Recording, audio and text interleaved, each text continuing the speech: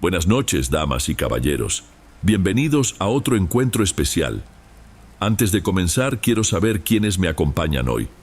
Comenten desde dónde están viendo y qué hora es por allá. Bueno, vayamos con el primer relato.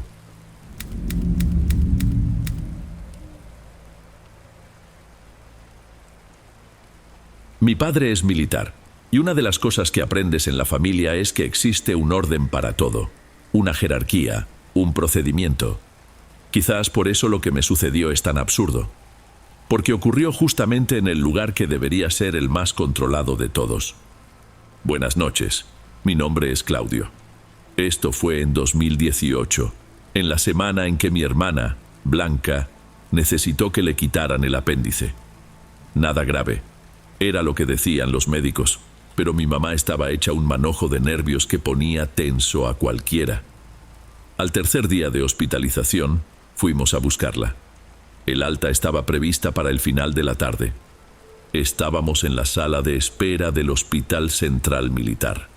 El lugar tenía ese aire impersonal de oficina de gobierno, con el piso de terrazo brillante y un silencio que solo se rompía por el zumbido de la iluminación. Ya pasaban de las 7 de la noche cuando una doctora vino a hablar con nosotros. Dijo que la salida de Blanca iba a demorar un poco más, pues decidieron hacerle unos estudios complementarios. Fue la señal para que mi mamá se levantara ya con el rostro serio. ¿Qué estudios?, preguntó con la voz un tono más alta. Yo no autoricé nada de eso. Dame tu celular. Me quitó el aparato de la mano y se fue directo hacia las oficinas, lista para pedirle explicaciones a quien fuera. Y yo me quedé ahí, solo. El movimiento ya había disminuido mucho. A mi lado había uno de esos puestos de campaña con una lona blanca estirada y un cartel en letras rojas anunciando la semana de donación de sangre. Fue cuando una muchacha de bata blanca se acercó. Era alta, simpática, y me habló con una voz calmada, tranquila. Oye, buenas noches. ¿Ya pensaste en donar hoy? Es un gesto rápido, ayuda a mucha gente. Sinceramente yo no estaba pensando en nada, solo en mi hermana y en la angustia de mi mamá. Pero la idea de hacer algo útil, de moverme, me pareció buena. Creo que acepté más por la forma en que sonrió que por cualquier otra cosa. Me guió con un gesto. Es por aquí, no tardas nada. Dejamos atrás la sala de espera y entramos en un pasillo que yo nunca había visto. Era diferente al principal. Las luces del techo parpadearon una vez, débiles, antes de estabilizarse. La luz parecía más tenue. Las paredes tenían un tono amarillento y el olor a producto de limpieza fue siendo sustituido por un olor a papel viejo. Nuestros pasos hacían un eco bajo. Nos cruzamos con uno o dos empleados, que apenas nos miraron, y luego bajamos un tramo de escaleras. Allá abajo el silencio era casi total. Parecía otra ala, una parte del hospital que funcionaba a un ritmo diferente, más lento, casi detenido en el tiempo. Seguimos por otro pasillo, aún más estrecho. Fue cuando ella me miró de reojo. Tu papá es militar, ¿cierto? Vi tu nombre en la lista de visitantes. Por el sistema, vi que tu tipo de sangre ya consta en el registro de la familia. O negativo, un tipo raro. Yo solo asentí con la cabeza. «Qué bueno», dijo ella, y su sonrisa pareció forzada. «Es un tipo valioso, muy buscado». No sé explicarlo, pero la forma en que dijo valioso me dio un mal presentimiento. Llegamos a una puerta sin ningún letrero. La abrió y entramos a una sala que con seguridad no se usaba con frecuencia. Había una única lámpara de luz blanca encendida en el techo, de esas que iluminan mal, creando sombras en las esquinas. Todo ahí parecía opaco, medio siniestro. Había un archivero de metal gris con etiquetas amarillentas por el tiempo, un frigobar que zumbaba bajo y 3 de aquellos sillones de donación. 2 de ellos estaban cubiertos de polvo. Solo uno parecía limpio, listo para usarse. No me dio mucho tiempo para observar. Sus acciones eran rápidas, eficientes. Me tomó la presión, hizo 1 o 2 preguntas de rutina más y me indicó el sillón del fondo. La gentileza de antes se había vuelto algo mecánico, como si solo estuviera cumpliendo un protocolo. Relaja el brazo, por favor, y no lo muevas durante el procedimiento. Si sientes cualquier mareo, avísame. No esperó una respuesta. Insertó la aguja en mi brazo con una precisión que ponía nervioso. La máquina al lado del sillón dio un chasquido y comenzó a funcionar con un zumbido bajo y constante. Vi la sangre oscura bajar por el tubo de plástico y la bolsa empezar a inflarse lentamente. «Óptimo», dijo ella, acomodando la bolsa en un gancho. «Vuelvo en unos 10 minutos para darte de alta. Intenta no pensar mucho». Y con eso se dio la vuelta y salió, cerrando la puerta tras de sí. El sonido de sus pasos alejándose por el pasillo fue tragado por el silencio. Me quedé solo, sin mi celular, que se llevó mi mamá, sin una revista, sin nada. La única compañía era el zumbido de aquella máquina y el techo blanco y manchado hacia donde yo miraba. El tiempo comenzó a arrastrarse. Cada minuto parecía durar el doble. Pensaba en Blanca, en lo que mi mamá estaría discutiendo en las oficinas y en cómo me había metido en esa situación extraña solo para huir del aburrimiento. Fue cuando un sonido hueco, como una pequeña explosión, vino de algún lugar afuera. Un ruido de algo grande reventando, y en el mismo instante, todo se apagó. La luz de la sala desapareció. El zumbido del frigobar cesó. Me quedé en una oscuridad total, como nunca la había visto en mi vida. No era la oscuridad de un cuarto por la noche, donde tus ojos se acostumbran. Era una oscuridad absoluta, densa, como si me hubieran echado un paño negro sobre la cabeza. Por un segundo, oí el sonido distante de un generador intentando arrancar. Tosió 1, 2 veces, un ruido de motor fallando, casi muriendo, y después se silenció. Falló. El silencio que siguió fue pesado, total. No entraba un solo haz de luz por debajo de la puerta. Estaba en un vacío. Y lo peor, lo más aterrador, era que una cosa no se había detenido. La máquina de donación. En medio de aquella penumbra completa, yo todavía oía el zumbido bajo y sentía la leve pulsación en mi brazo. Debía tener alguna batería interna, no sé. Pero continuaba ahí, encendida, sacando mi sangre mientras todo el resto del mundo se había apagado. El primer pensamiento fue: ella va a volver. La enfermera dijo 10 minutos. ¿Cuánto tiempo había pasado ya? ¿5? ¿7? En la oscuridad perdí la noción del tiempo. La calma fue desapareciendo y una angustia comenzó a subir. ¿Y si se olvidaba de mí? ¿Y si esta ala del hospital se quedaba vacía durante la noche? La idea era tan absurda que resultaba plausible. Mi mano libre, temblando un poco, fue en dirección al otro brazo. Mis dedos encontraron el tubo de plástico, la aguja. Sentí la punta metálica bajo la piel. Pensé en arrancármela, en levantarme y salir de ahí. ¿Pero cómo? No veía nada. Podía tropezar, caerme, lastimarme feo. ¿Y la sangre? La imagen de arrancar la aguja y la sangre brotando en la oscuridad me hizo retroceder. No, tenía que esperar, era lo más lógico. Ya va a volver, me repetía a mí mismo. No pudo haberse ido. Me aferré a esa certeza con toda la fuerza que tenía. Fue justo en el momento en que más intentaba mantener la calma, que lo oí.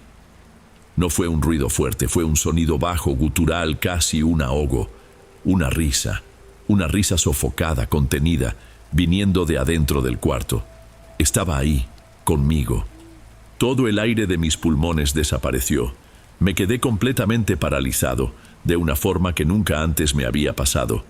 No fue un susto que te hace saltar, fue lo contrario.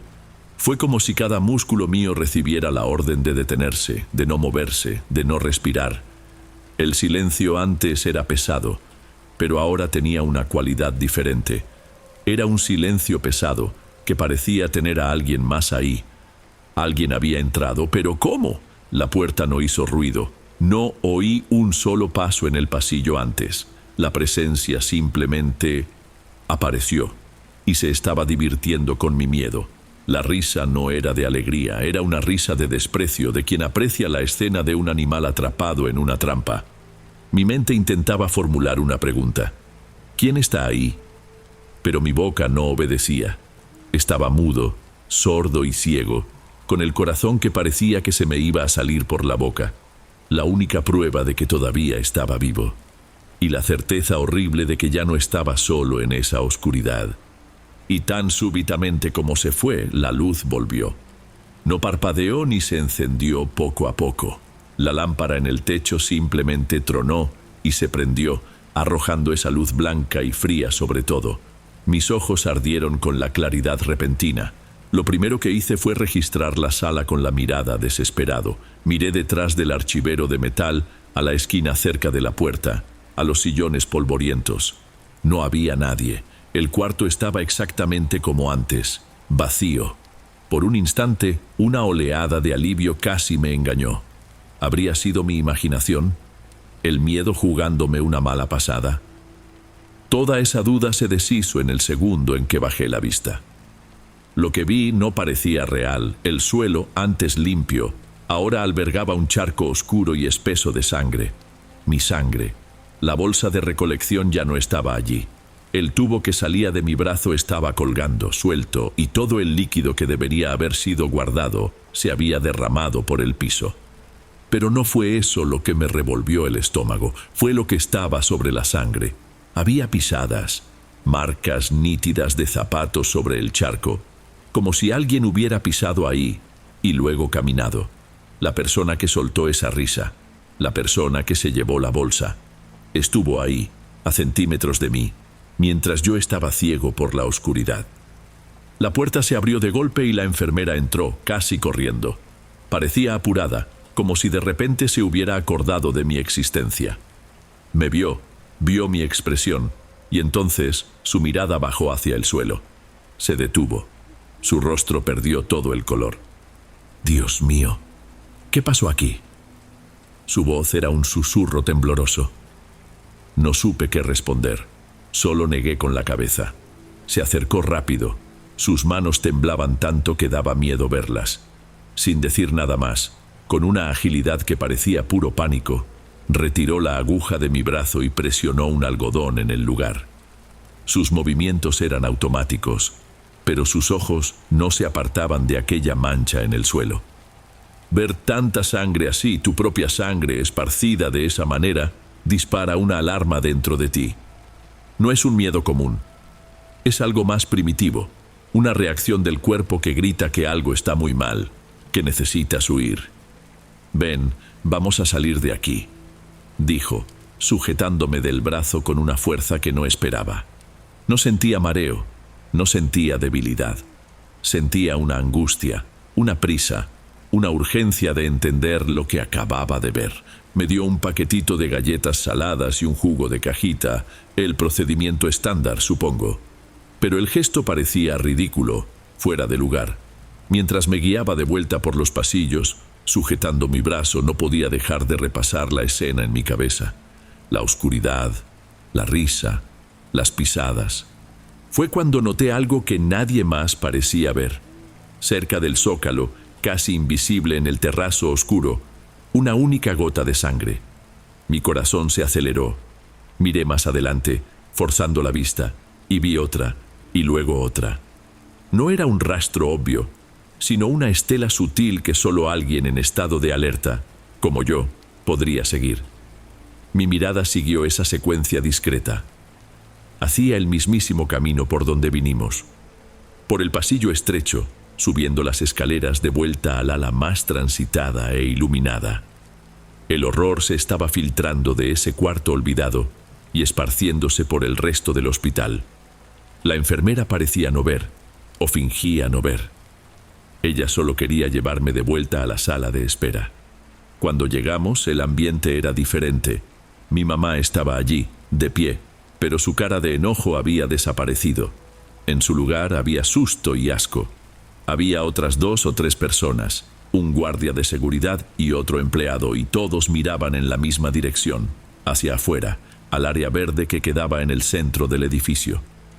Mi mirada siguió la de ellos. En medio del césped bien cortado, había una pequeña gruta con una imagen de la Virgen de Guadalupe, o al menos solía ser de sus colores originales.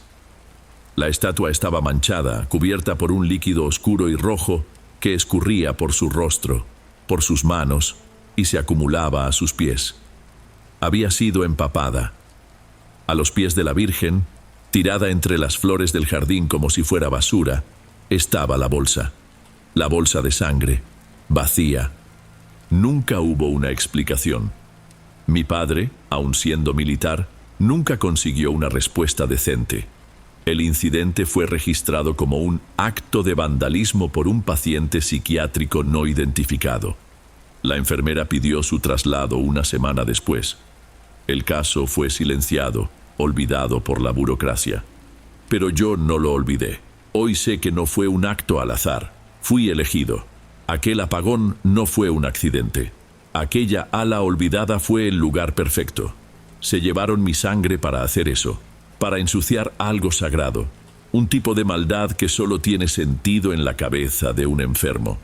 Desde aquel día, en 2018, nunca más he podido entrar a un hospital sin sentir un escalofrío horrible. Y a veces, cuando paso por una iglesia o veo la imagen de un santo, siento una incomodidad, un malestar. Es como si una parte de mí todavía estuviera allá, en ese suelo, a los pies de aquella estatua.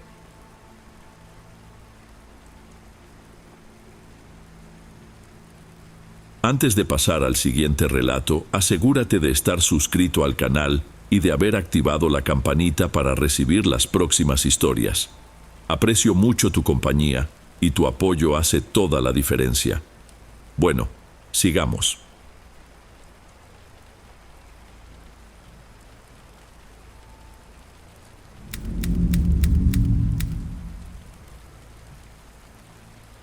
Mi nombre es Guillermo. En esa época mi vida era simple y giraba en torno a mis 3 mejores amigos, Saúl, Nicolás y Santiago. Vivíamos en uno de esos pueblos que parecen detenidos en el tiempo. Calles empedradas, casonas antiguas con ventanas altas, una rutina que casi nunca cambiaba. Nuestro punto de encuentro era casi siempre el mismo. Las escalinatas del kiosco en una plaza medio olvidada, un poco alejada del centro.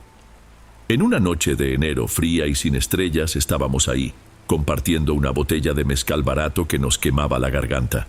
Nicolás contaba un chiste sin gracia y nos reíamos más por la compañía que por otra cosa. Fue entonces cuando Saúl, a quien siempre le gustó una buena historia de espantos, se acomodó en la banca y se aclaró la garganta. ¿Ustedes han oído bien la historia del alma de la dulcera?, preguntó con ese tono serio que ponía para impresionar. Conocíamos lo básico, claro, era una de esas leyendas que todo pueblo pequeño tiene, pero a Saúl le gustaba adornarlas.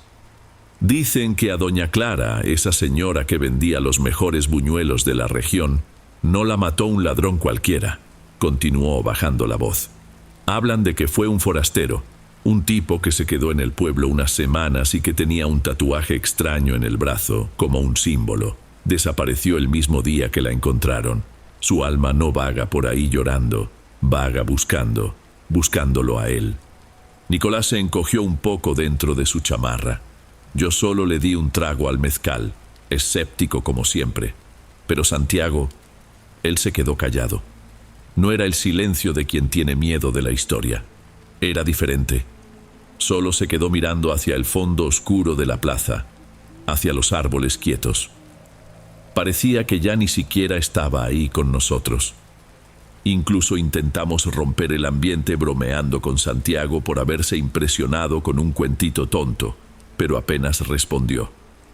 Nuestra presencia ahí, tan cerca del terreno después de tanto tiempo, tal vez fue suficiente para agitar algo. Fue en ese silencio extraño que lo oímos. No era un ruido del pueblo, no era un animal, ni gente. Era un lamento, un quejido largo, fino, que parecía venir de muy lejos y de muy cerca al mismo tiempo. Atravesó el aire frío de la plaza e hizo que todos nos detuviéramos. ¿Qué es eso? La voz de Nicolás salió entrecortada en un susurro. Nadie respondió. Solo nos quedamos ahí, mirándonos unos a otros, tratando de encontrar una explicación lógica en los ojos de los amigos. ¿Una pelea de pareja? ¿Alguien sintiéndose mal? Pero el sonido no tenía desesperación, tenía una tristeza que no parecía humana. Vino de nuevo, un poco más claro. La dirección era inconfundible. Venía de un terreno enorme y bardeado que estaba al final de la calle, un lugar abandonado desde hacía años, lleno de maleza y escombros. Nuestra estupidez de chamacos fue más grande que el miedo. «Vamos a ver qué es», dije intentando parecer más valiente de lo que realmente estaba. Fuimos caminando despacio, casi arrastrándonos, como si hacer ruido pudiera atraer a lo que fuera. La barda del terreno tenía una parte derrumbada, formando una ventana de bloques rotos. Uno por uno, nos apoyamos ahí para espiar adentro. El lugar era pura oscuridad, con la maleza alta moviéndose con el viento. Al principio no vimos nada. Pensé que solo era nuestra imaginación jugándonos una mala pasada. Y fue entonces que apareció. No fue de repente. Fue como si nuestra vista se ajustara y nos diéramos cuenta de que ya había estado ahí todo el tiempo. En medio de la oscuridad de la maleza había algo más pálido, una figura alta y delgada, vestida con algo claro que parecía no tocar el suelo. El cabello era largo y oscuro, cubriéndole el rostro. No caminaba, se deslizaba, y entonces aquel lamento salió de ella, ahí, frente a nosotros. Era un sonido que podías sentir vibrando dentro del cuerpo. Nadie necesitó decir nada. Nos alejamos de la barda al mismo tiempo y simplemente empezamos a correr. Corrimos sin mirar atrás, el sonido de nuestras propias pisadas ahogando el miedo, hasta que llegamos de nuevo a la luz amarillenta del poste de la plaza. La botella de mezcal se quedó atrás, olvidada en el suelo. Nadie durmió bien esa noche, ni la siguiente. Lo que vimos en ese terreno no se nos salía de la cabeza. Los primeros días, intentamos convencernos de que era una broma de mal gusto, una ilusión óptica, cualquier cosa. Pero la imagen de esa forma pálida deslizándose entre la maleza era demasiado nítida. El recuerdo de ese sonido era demasiado real. Nuestros encuentros en la plaza se hicieron más raros. Cuando nos veíamos, el tema era uno solo, hablado en voz baja, como si tuviéramos miedo de que ella nos oyera. Saúl, que antes adoraba fanfarronear, ahora era el más callado. Nicolás adelgazó, andaba con la mirada asustada, saltando con cualquier ruido fuerte. Nos estábamos deshaciendo, y el miedo que nos unía era el mismo que nos estaba separando. Conmigo la cosa pasaba durante la madrugada, me despertaba de la nada, con el pecho oprimido y una certeza horrible de que no estaba solo en mi cuarto. No veía nada, no oía nada, pero sentía una presencia ahí, en la oscuridad, solo observando. Pasaba el resto de la noche con la luz prendida, esperando a que amaneciera, lo que me dejó acabado por semanas, hecho polvo por el cansancio y la ansiedad. Pero lo peor era mirar a Santiago. El miedo de Santiago era diferente. Venía de adentro. No era como el nuestro, el miedo a lo desconocido. Parecía un animal acorralado. En una semana, perdió tanto peso que la ropa le quedaba floja. Las ojeras profundas le daban una cara de enfermo. Apenas hablaba y cuando lo hacía, tartamudeaba. Evitaba nuestra mirada a toda costa. Cierta tarde, estábamos en casa de Saúl, intentando distraernos con un videojuego, pero nadie estaba prestando atención de verdad. Comenté, más para mí mismo que para los otros. Lo que era más extraño era el cabello, largo, oscuro, lo cubría todo. En ese mismo instante Santiago dio un salto del sofá tirando el control al suelo con un estruendo. Se quedó de pie, pálido, con la respiración agitada, los ojos abiertos de una forma que nunca le había visto. «Deja de hablar de eso», gritó con la voz chillona. «Para». Saúl y Nicolás se quedaron sin reacción. Lo miré, y fue ahí que la primera pieza extraña encajó en mi cabeza. No era solo miedo, era pavor. Pavor de alguien que no estaba solo asustado con una aparición, sino que parecía reconocer al fantasma. Después de ese día la situación ya no daba para más. No podíamos seguir acabándonos de esa manera. Fue Nicolás quien lo sugirió, con la voz débil de quien se está rindiendo. Tenemos que hacer algo, hablar con alguien. Mi abuela siempre hablaba de una tal doña Araceli. La idea pareció absurda. ¿Buscar a una curandera? ¿Nosotros? Pero la desesperación era tanta que lo absurdo empezó a sonar como la única salida posible. La casa de doña Araceli quedaba casi a las afueras del pueblo, al final de una calle de terracería. Era una casita simple, con una barda baja y un patio lleno de macetas con todo tipo de plantas: ruda, pirul, albahaca. El lugar tenía un olor fuerte a hierba y tierra húmeda. Fuimos los 4, amontonados en el portón, sin valor para llamar. Fue Santiago, para nuestra sorpresa, quien dio el primer paso y aplaudió. Ella apareció en la puerta.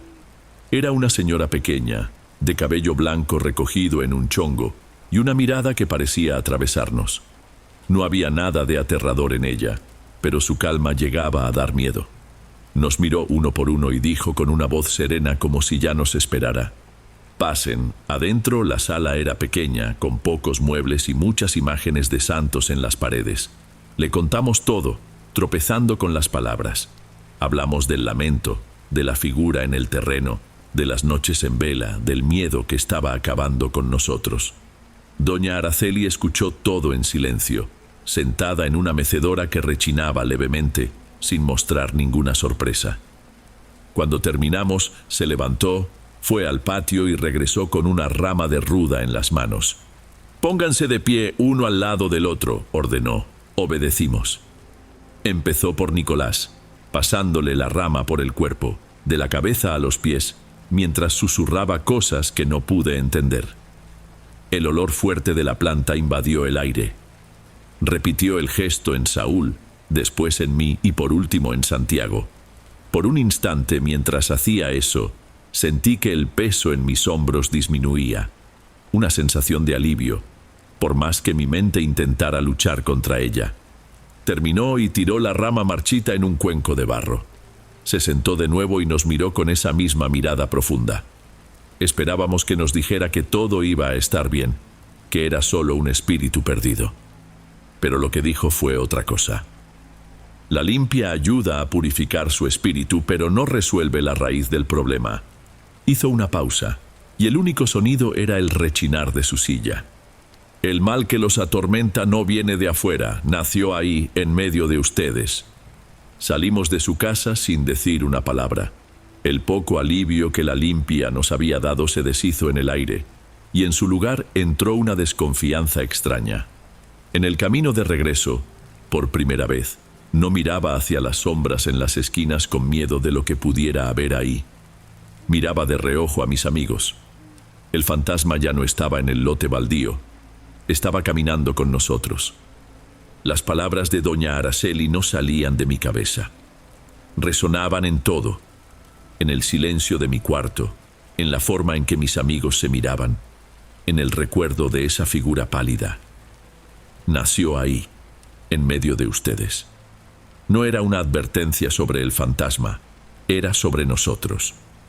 Pasé los días siguientes dándole vueltas a eso, la imagen de Santiago saltando del sofá, el pavor en sus ojos.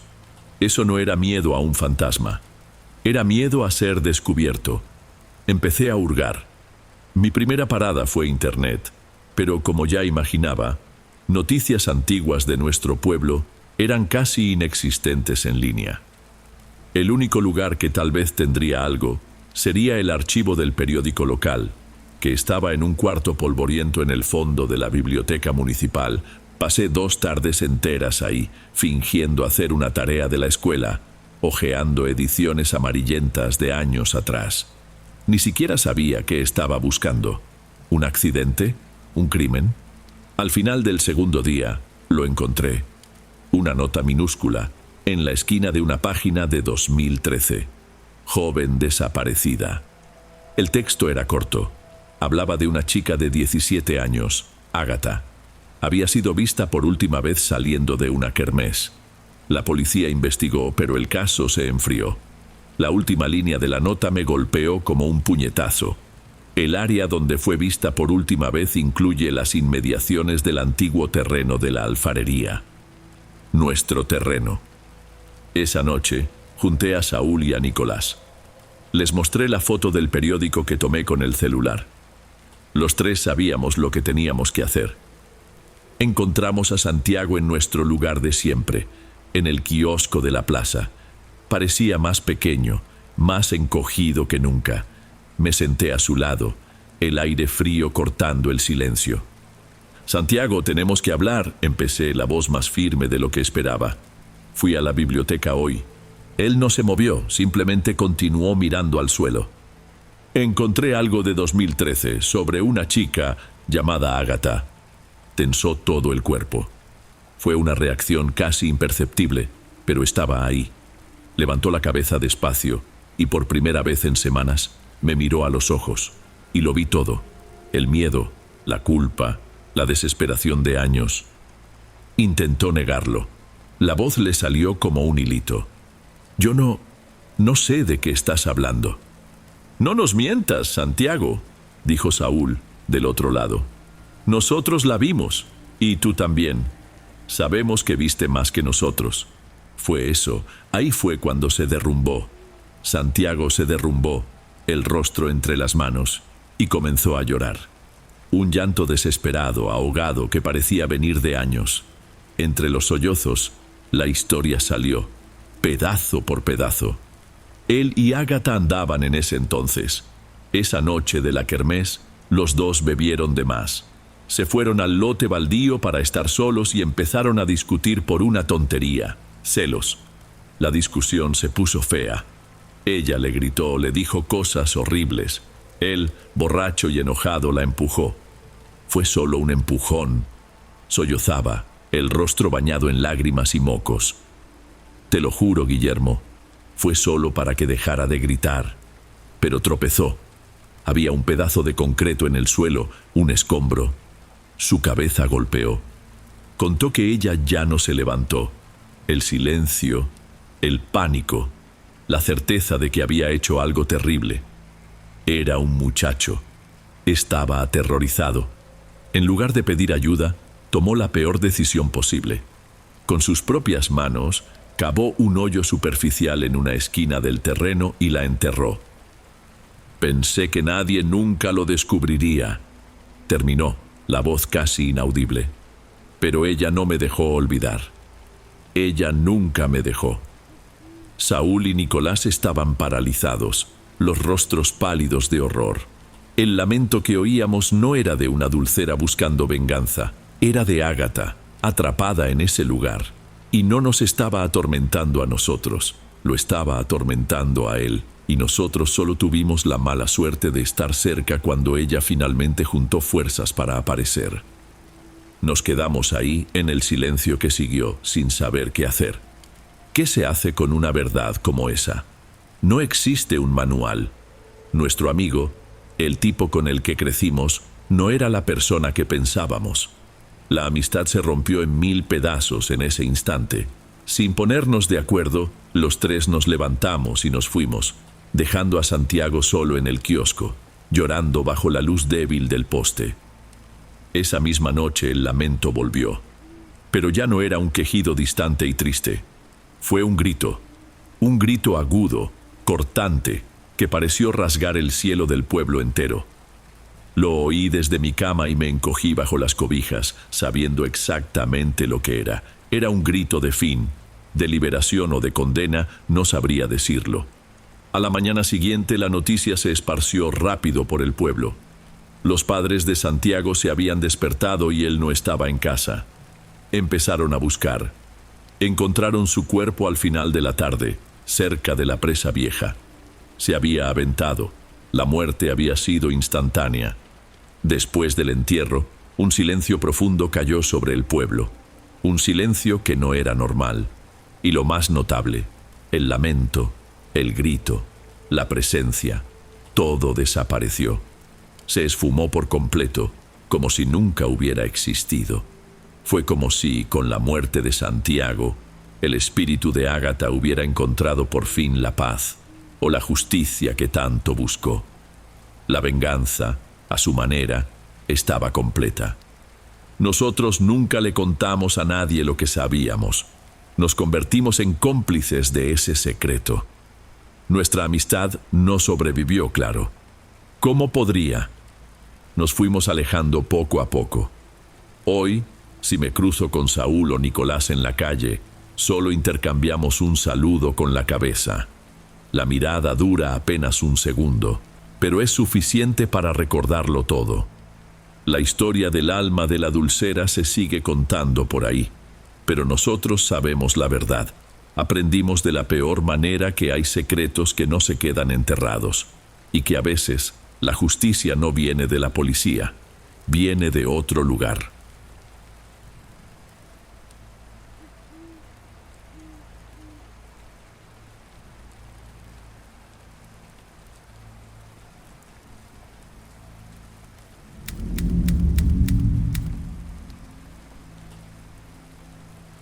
Hay cosas en la vida que uno no elige, que simplemente suceden.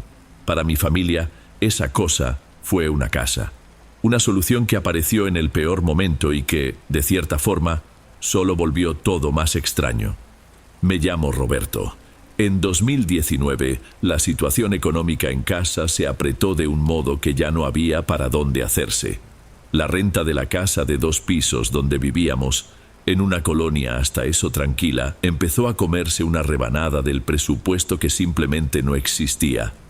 Mis papás, Cayetano y Abigail, vivían con la cabeza caliente, haciendo cuentas en servilletas de papel. Fue justo en esa época que mi abuela materna falleció, y en medio de la tristeza y de toda esa confusión, llegó la noticia. Le había dejado a mi mamá una casa. Era una propiedad de la que mi mamá apenas se acordaba, un lugar que mi abuela rara vez mencionaba, casi como un secreto de familia. El problema es que no era una casa en la ciudad. Estaba lejos, muy lejos. Para llegar, había que tomar un camino de terracería que parecía no terminar nunca, flanqueado por una maleza alta y densa. Era un terreno enorme, con la construcción principal en el centro y un huerto antiguo y abandonado al fondo, donde los árboles parecían extrañamente inclinados lejos de la casa, como si evitaran su sombra. La casa en sí era grande, espaciosa, pero tenía sus detalles. Partes enteras todavía estaban en obra negra, esperando un acabado que nunca llegó. Al principio la odié. Tenía 20 años y de repente estaba aislado de todo, de mis amigos, del movimiento. Mis hermanos, Diego y Estela, tampoco estaban muy felices. Pero con el tiempo uno se acostumbra. Mis papás empezaron a arreglar las cosas poco a poco y el lugar fue tomando cara de hogar. A mí hasta me acabó gustando el silencio y, sobre todo, la vista desde la azotea. Desde allá arriba veía las colinas, el cielo inmenso. Era una paz que no sabía que necesitaba. Una paz que, hoy lo sé, era solo el principio de todo. Fue más o menos un mes después de la mudanza que la cosa empezó. La primera vez fue tan aleatoria que ni le hice mucho caso. Pero luego vino la segunda noche, la tercera, y pronto se convirtió en una especie de compromiso bizarro de cada noche, un peaje que pagaba cada vez que cerraba los ojos. El sueño era siempre igual, en los mínimos detalles. Comenzaba conmigo sintiendo unas ganas extrañas de subir a la azotea. No era una decisión mía, era más como un impulso, una comezón en el cerebro que solo paraba cuando mis pies tocaban el cemento frío de allá arriba. La noche estaba siempre sin estrellas, cubierta de nubes espesas. Mis ojos eran atraídos hacia una de ellas. Era diferente a las otras. Tenía una forma casi perfecta, redonda, con los bordes extrañamente nítidos, como si fuera un trozo de algodón sólido en medio del cielo, y entonces empezaba a brillar. No era una luz bonita como la de la luna, era un azul eléctrico enfermizo que pulsaba lentamente. El color se iba haciendo más fuerte, y la neblina alrededor parecía disolverse, o mejor dicho, ser tragada por aquella luz. En segundos ya no había nube. En su lugar, flotando en el silencio absoluto, estaba el disco. Era gigantesco. Fácilmente el doble del tamaño de la casa, tal vez más.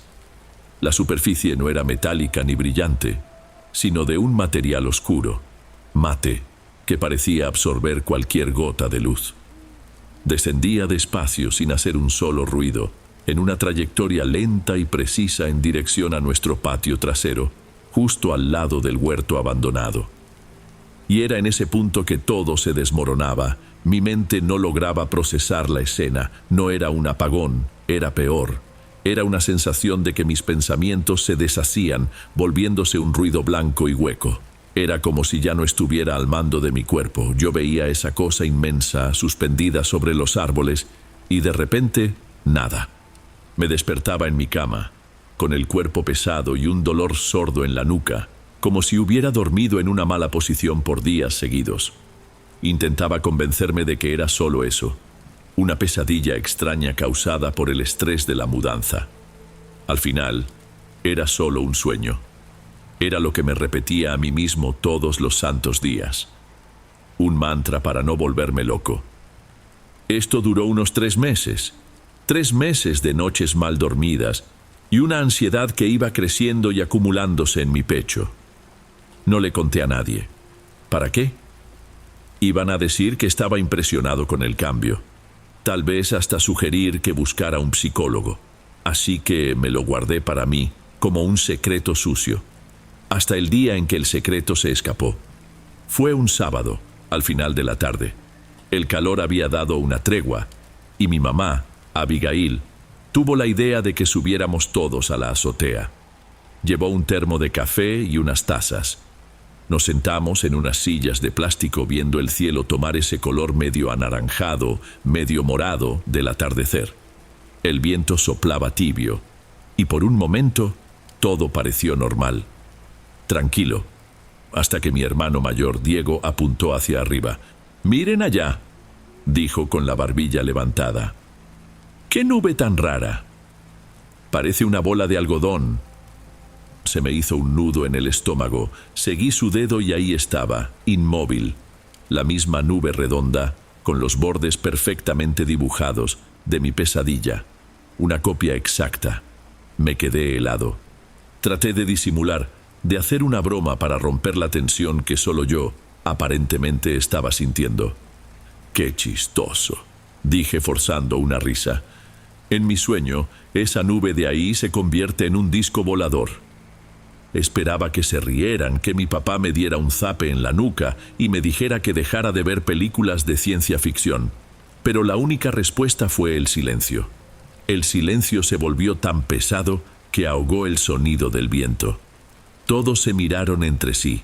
Mi mamá, mi papá, mis hermanos. Nadie se rió. Fue mi papá, Cayetano, quien habló primero. Su voz salió baja, grave. «Yo también he soñado con eso, hijo». Mi mamá se giró hacia él con los ojos muy abiertos. «¿Y sale una luz azul de adentro?» Su voz era un susurro, casi con miedo de la respuesta. Mi papá solo asintió con la cabeza, confirmando. «Exacto, una luz azul, y después la cosa baja y aterriza justo ahí, cerca del huerto». Diego y Estela, mi hermana menor, se pusieron pálidos. «Yo también», dijo Diego con la voz apenas saliéndole. «Yo veo lo mismo». «Todas las noches», completó Estela abrazando sus propias rodillas. En ese momento el resto de color del cielo pareció desvanecerse.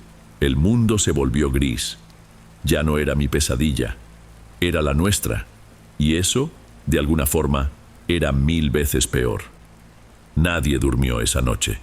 Bajamos de la azotea en silencio, cada uno recogiéndose en su cuarto como si una visita muy indeseada hubiera llegado, y nadie supiera qué hacer. La casa, que poco a poco se iba convirtiendo en un hogar, de repente pareció un territorio extraño, un lugar que no nos pertenecía de verdad. El aire se puso pesado, y el silencio entre nosotros era diferente ahora. Ya no era de paz, era de miedo. Los días que siguieron fueron los peores. Intentábamos actuar con normalidad, pero era imposible. Nadie más tocaba el tema. Nadie tocaba la palabra sueño o disco, pero su presencia estaba en todo, en las miradas que desviábamos durante la comida, en las pláticas que morían a la mitad sin motivo aparente. Era como si todos estuviéramos de luto por nuestra antigua realidad, la que existía antes de esa tarde en la azotea. Y entonces las cosas empezaron a pasar, fuera del sueño. La primera fue un sonido, un zumbido bajo, casi en el límite de lo audible, que aparecía a media madrugada. Una vibración que parecía venir de ningún lugar y de todos los lugares al mismo tiempo, que resonaba más en los huesos que en los oídos. Yo fui el primero en notarlo. Me quedé acostado, inmóvil en la cama, intentando entender si era algo en mi cabeza. Al día siguiente, junté valor y le pregunté a Diego, en voz baja, cuando estábamos solos en la cocina: ¿Tú oíste algo diferente esta noche? Él me miró, y vi que sabía exactamente de lo que estaba hablando. Solo asintió con la cabeza, los ojos llenos de un cansancio que no era de sueño. Después del sonido vino la luz. Una noche, Estela dio un grito que nos hizo a todos saltar de la cama. Corrimos al pasillo y la encontramos parada en la puerta de la cocina, pálida, temblando. Dijo que había ido a tomar un vaso de agua cuando una luz azul, el color enfermizo del sueño, bañó la ventana por un segundo y desapareció. Mi papá intentó racionalizar. Dijo que pudo haber sido el faro de algún coche pasando por el camino de terracería, aun sabiendo que casi nadie pasaba por ahí a esa hora. Nadie le creyó, pero todos fingieron que sí. Era más fácil. Lo peor para mí era lo más sutil. Eran los objetos. Una silla en la sala que aparecía girada en un ángulo un poco diferente. El libro que yo había dejado en la mesita de centro que al día siguiente estaba perfectamente alineado con el borde. Cosas pequeñas, minúsculas, que te hacen cuestionar tu propia memoria. ¿Lo dejé yo así? Nos preguntábamos en silencio. La duda se volvió un veneno, haciéndonos dudar de nuestra propia cabeza. Nuestra calma era solo de fachada y yo sentía que, en cualquier momento, todo se iba a derrumbar. Ya no aguantaba más solo esperar. Necesitaba saber. Necesitaba una prueba concreta. La gota que derramó el vaso fue un martes por la noche. Yo estaba en mi cuarto, toda la casa en silencio, y oí el zumbido de nuevo. Esta vez, más nítido. Duró unos 10 segundos y paró. En ese momento, ahí, para mí fue suficiente.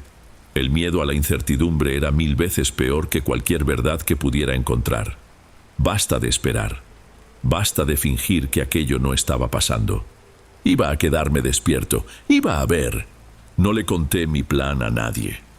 La noche siguiente, esperé a que las luces de la casa se apagaran una por una. Oí el sonido de la puerta del cuarto de mis papás cerrándose, el crujido del piso de madera cuando Diego se fue al suyo. Esperé una hora más hasta tener la certeza de que el sueño pesado ya se había apoderado de todos. Mi cuarto tenía una ventana que daba al patio trasero, con una vista casi completa del patio y de aquel huerto muerto. Preparé mi puesto de vigilia. Llené un termo con el café más fuerte que pude hacer. Dejé el celular al lado, más para no perder la noción del tiempo que para cualquier otra cosa. Me envolví en una cobija y me acomodé en una silla en el rincón más oscuro de la habitación. La primera hora fue la más difícil. El aburrimiento, el silencio, el café amargo. La única cosa que se movía allá afuera era el vaivén lento de las ramas de los árboles. Como a la 1:30 de la mañana, mi cuerpo empezó a protestar, la cabeza me pesaba y los ojos me ardían. Me levantaba, caminaba en círculos por el cuarto, me echaba agua en la cara.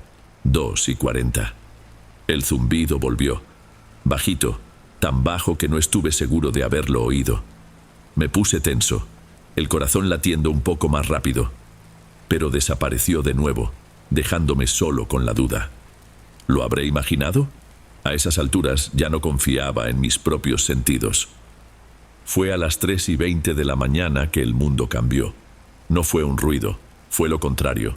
El sonido de los grillos, del viento, todo se detuvo de golpe. Como si alguien hubiera presionado un botón de silencio en el universo. Un silencio pesado, químico, que dolía en los oídos. Me puse de pie de un salto, todo el cuerpo erizado, los ojos pegados a la oscuridad de afuera. Lo sabía, mi espera había terminado, algo venía, mi cuerpo entero se tensionó. Me quedé ahí, parado junto a la ventana, conteniendo la respiración, esperando. Y entonces vino la luz. No fue un haz, no vino de arriba. El aire mismo del patio pareció encenderse. Una claridad azul, pálida y enfermiza, el mismo color que atormentaba mis noches, lo inundó todo. No había sombras. La maleza alta, los árboles retorcidos del huerto, todo se aplanó, bidimensional, como una fotografía sobreexpuesta. Y el silencio. El silencio era absoluto, una presión en los oídos, como si me hubiera sumergido demasiado profundo en una alberca. Sentí el piso del cuarto vibrar levemente bajo mis pies. Un mareo me golpeó y tuve que apoyarme en el alféizar de la ventana para no caer. Aquello duró tal vez unos 30 segundos que parecieron una eternidad. Entonces, de la nada como empezó, la luz se apagó. El mundo fue engullido de vuelta por la oscuridad total. El silencio continuó por un minuto más. Un minuto entero en el que el universo pareció haber olvidado respirar. Y entonces, un grillo cantó, luego otro. Y poco a poco, la vida nocturna, tímida, recomenzó. No me moví. Me quedé ahí, en la misma posición, hasta que los primeros rayos de sol pintaron el cielo. El miedo que sentía era diferente ahora. Ya no era la angustia de la duda, era el pavor frío y pesado de la certeza. No necesité haber visto la nave. Yo sabía que había estado allí. Cuando el día aclaró, bajé las escaleras en silencio y salí al patio trasero. Caminé despacio, el corazón martillando contra mis costillas.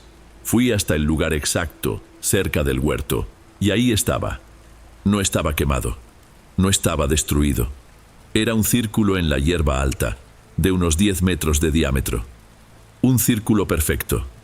La maleza no estaba quebrada, estaba acostada, aplastada en una espiral suave, como si un peso gigantesco e invisible hubiera reposado ahí por un tiempo, antes de partir.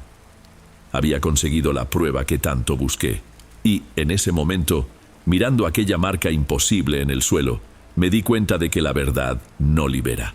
A veces, solo te demuestra que no tienes a dónde correr. No estábamos teniendo una pesadilla, estábamos viviendo dentro de una, y la puerta estaba cerrada con llave desde afuera.